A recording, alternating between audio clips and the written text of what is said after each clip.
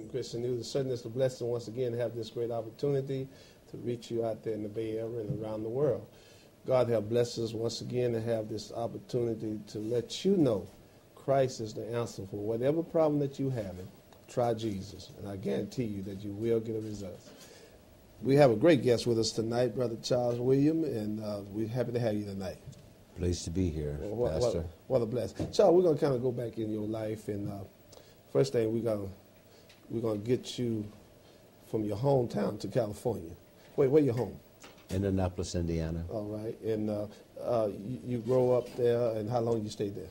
I lived in Indianapolis until I was 17 years old, and when I became 17 years old, I came to actually Los Angeles first and lived with my aunt, and I stayed with my aunt until I was 19.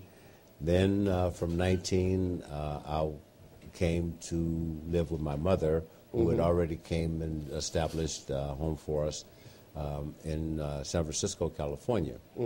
And as a young man, I thought I knew everything and had everything, right. And you know, I found out a little bit later, which I'm glad in the way that I found out, that I didn't. Right.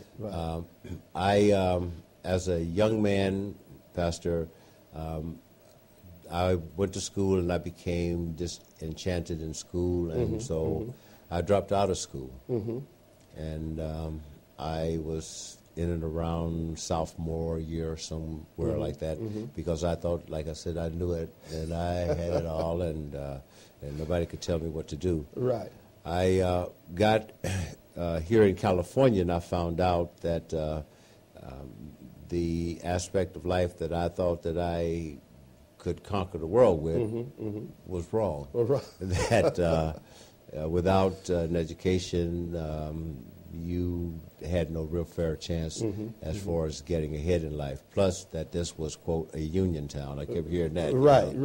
And so it motivated me to go back to school. I went back to school. I went to John Adams when John Adams was in San Francisco. I believe that was on Stanton.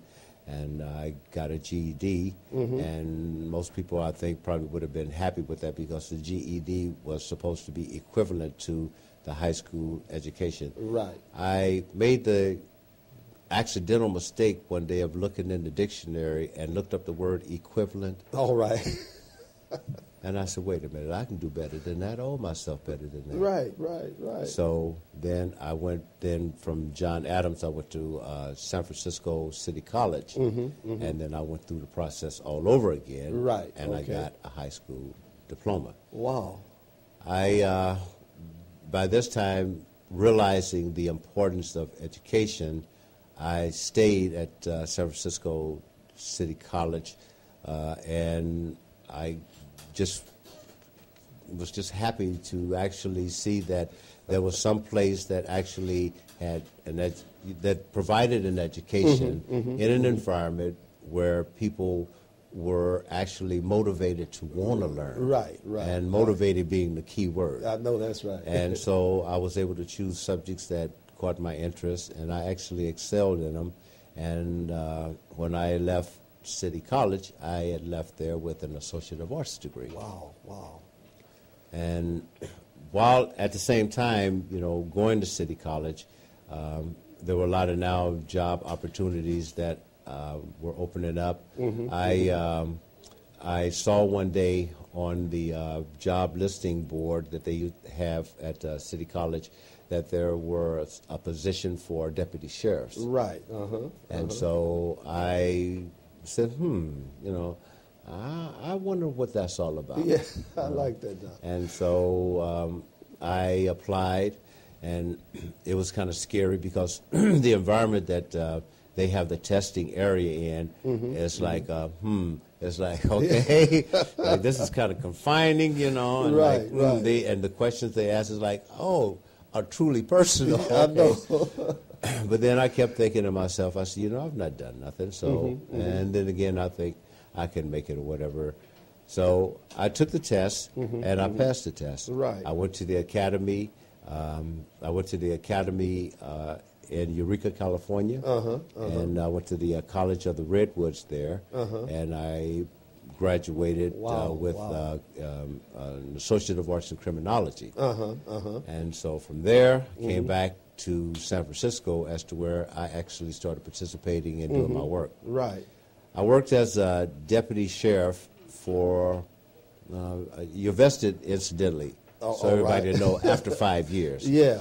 So I worked pretty much wherever they told me to work within the first 5 years. Right, I understand that. And once I became vested, then I started selecting what I wanted to do. Wow. And then I wanted to work in only places that actually, that I was interested in. I was interested in how the courts of San Francisco worked. Right. So I applied through my department to work as a bailiff.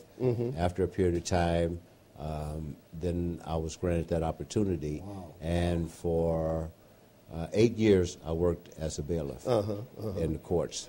And I gained a lot of information. I met a lot of good people and really interesting education-wise good people. Right. And they motivated me to go back to school. But at the same time, by then I had a family, so I had to kind of like leave all that alone. It was about my career then and the family. Yeah.